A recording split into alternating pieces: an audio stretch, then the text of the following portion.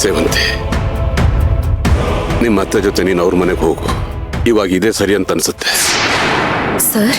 ಹೌದಮ್ಮ, ಆ ಮನೆಗೆ ನಿನ್ನ ಅವಶ್ಯಕತೆ ಇದೆ. ನೀನು ಆ ಮನೆಯ ಶಕ್ತಿ. ನೀನಿಲ್ದ ಆ ಮನೆಗೆ ಉಳಿಗಾಲ ಇಲ್ಲ.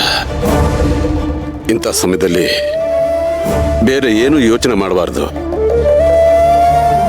ನಿನ್ನಿಂದ ಬೇರೆಯವ್ರಿಗೆ ಒಳ್ಳೇದಾಗುತ್ತೆ ಅನ್ನೋದಾದ್ರೆ ಬದುಕಲ್ಲಿ ಇದಕ್ಕಿಂತ ಪುಣ್ಯದ ಕೆಲಸ ಇನ್ನೇನಿದೆ ಅಮ್ಮ.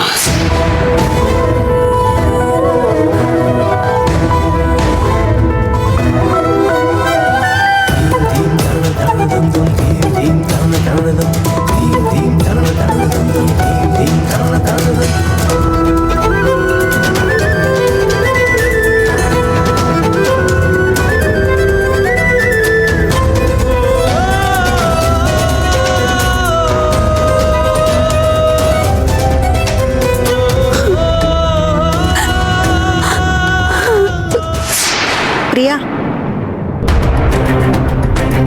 ಪ್ರಿಯಾ, ನಾನು ನಿನ್ನ ಹತ್ರ ಏನೋ ಮಾತಾಡ್ಬೇಕು, ಬಾ.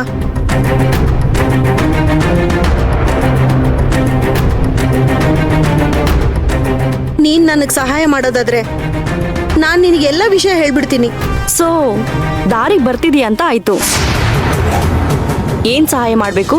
ದುಡ್ಡು ಕಾಸು ಏನಾದ್ರು ಬೇಕಾ? ಅವತ್ತೇ ಕೈ ತುಂಬ ಕಾಸು ಕೊಟ್ಟಿದ್ದೀನಲ್ಲ, ಆದ್ರೂ ಪರವಾಗಿಲ್ಲ. ಇನ್ನೂ ದುಡ್ಡು ಬೇಕಾದ್ರೆ ಹೇಳು, ಕೊಡ್ತೀನಿ. ಇಲ್ಲ, ನನಗೆ ದುಡ್ಡು ಕಾಸು ಏನು ಬೇಡ. ನನ್ನನ್ನ ನಿನ್ ಗಂಡ ಮತ್ತು ಆ JP ಇಬ್ಬರಿಂದ ಕಾಪಾಡಿದ್ರೆ ನಂಗಷ್ಟೇ ಸಾಕು. ನಂಗೆ ಬೇರೆ ಏನು ಬೇಡ. ಹೇಳು, ನನ್ನ ಅವರಿಂದ ಕಾಪಾಡ್ತೀಯಾ?